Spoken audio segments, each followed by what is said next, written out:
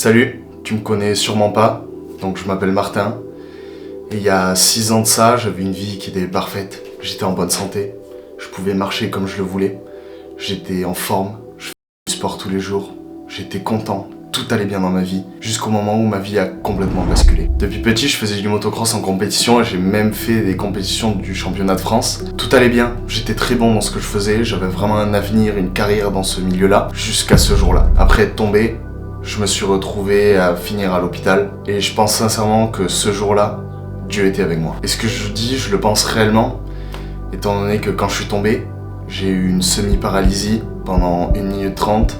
Je suis remonté sur ma moto, je suis remonté dans les paddocks. Et puis une fois après être rentré chez moi, je voulais pas aller aux urgences. Je voulais pas faire de test pour voir ce que j'avais. Et le soir même, je suis allé chez un ami qui m'a d'ailleurs sauvé la vie en me donnant une Minerve que j'ai mis toute la soirée. Le lendemain, je suis allé aux urgences à cause de mon pouce parce que je m'étais fait extrêmement mal au pouce. Et j'ai souhaité faire quand même une analyse de mes vertèbres étant donné que j'avais vraiment mal aux vertèbres. Je suis rentré dans le scanner.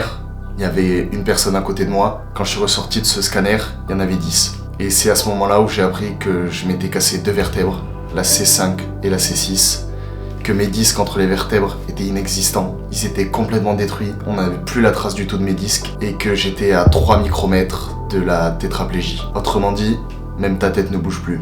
La seule chose qui peut bouger, c'est tes yeux et ta langue. Suite à ça, je tombais dans une descente aux enfers, 2 mois hospitalisé, 3 mois à plus pouvoir marcher, 3 mois à plus pouvoir rien faire du tout.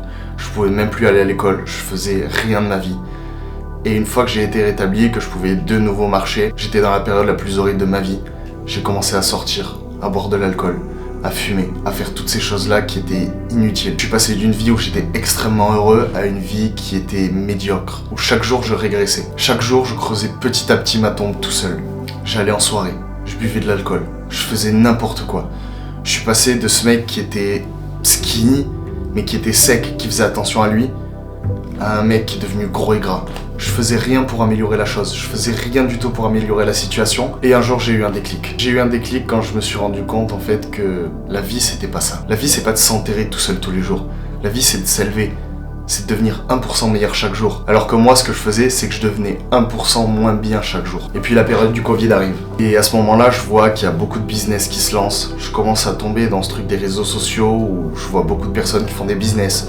Je commence à voir du dropshipping, je commence à voir du SMMA, toutes ces choses-là. Et étant donné que l'école m'a jamais plu, j'ai jamais aimé l'école, mais que ce soit depuis petit. Même au CP, on a voulu me mettre chez une psychomotricienne étant donné que je n'écoutais rien en cours. Je faisais rien en cours. Même au CP où tu te rends même pas compte en fait de ce que tu fais là, pourquoi t'es à l'école. Mais même à ce moment-là, j'aimais pas du tout ce que je faisais. Et donc pendant cette période de Covid, vu que je travaillais pas à l'école, je passais mon temps sur les réseaux sociaux. Et je me suis dit, ok, je vois des mecs qui font des business, pourquoi je testerais pas?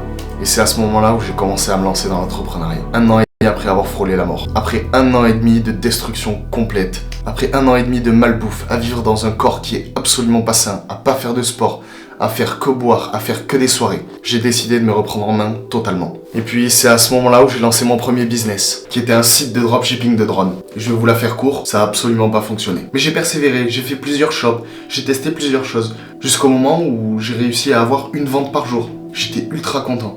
Donc je commence à me mettre au Facebook Ads, je fais des ads, mon business commence à prendre, ça prend de plus en plus. Et au final, je me retrouve avec 3 shops qui fonctionnaient vraiment bien. Puis fin du Covid, énormément de problèmes sur le système du dropshipping. Les Facebook Ads que j'utilisais ne marchaient absolument plus. J'étais en perte tous les jours, je perdais de l'argent. Donc j'ai décidé d'arrêter complètement. Après 6 mois avoir arrêté où j'ai profité un peu de ma vie, toujours en restant dans cette optique de vouloir être meilleur tous les jours, de vouloir s'améliorer, un soir je me suis posé une question et je me suis demandé pourquoi ces business-là ont échoué. Pourquoi certaines personnes ont réussi alors que moi j'ai échoué. C'était quelque chose qui me trottait dans l'esprit. J'arrivais pas à m'en enlever, j'arrivais pas à me sortir de ces pensées-là. Et c'est à ce moment-là que je me suis rendu compte que mon problème majeur, c'était l'acquisition de clients. Donc suite à ça, j'ai décidé d'ouvrir une agence SMMA qui s'appelle Adversi, où on s'occupe de faire toutes les créatives Facebook Ads pour les personnes qui font du dropshipping et du e-commerce. Un business que j'ai encore, qui aujourd'hui me permet de vivre, qui me permet de gagner de l'argent. J'ai 3-4 clients en récurrent aujourd'hui avec un fixe qui me permettent de réellement très bien vivre. Et suite à ça, j'ai décidé de me reprendre en main, de me remettre au sport, de re-avoir cette discipline qui est ultra importante pour travailler. Puis j'ai commencé à faire des nuits de travail de 8h à 3h du matin, à travailler non-stop, à pas m'arrêter, à tel point que je délaissais tellement les études que j'allais quasiment plus en cours. Et aujourd'hui, Je peux le dire et je suis vraiment très fier de mon parcours étant donné que j'ai mon agence qui tourne bien. Je suis en train de monter une marque de vêtements avec un ami qui s'appelle Nevermind où on documente toute la réalisation de la marque sur TikTok. Et j'ai la création de contenu, chose que j'ai toujours voulu faire mais que je n'ai jamais fait. Devinez pourquoi?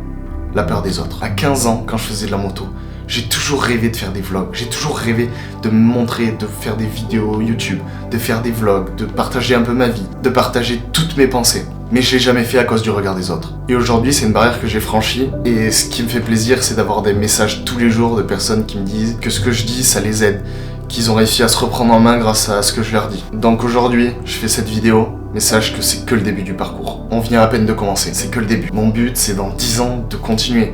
Que dans 10 ans, on ait toujours ce rythme-là. Dans 10 ans, d'avoir une réelle audience. Dans 10 ans, que mes business tournent comme il faut. Mon but, c'est que Nevermind, ma marque de vêtements, dans 10 ans, soit mondiale. J'ai plein d'objectifs comme ça pour cette marque de vêtements, pour mes business, pour la création de contenu. Et la création de contenu, ça va pas me rapporter grand-chose. Mais c'est quelque chose que je fais pour le kiff.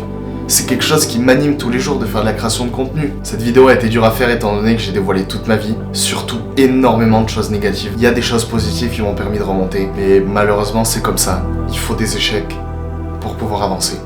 Si t'as pas d'échecs, t'avanceras pas.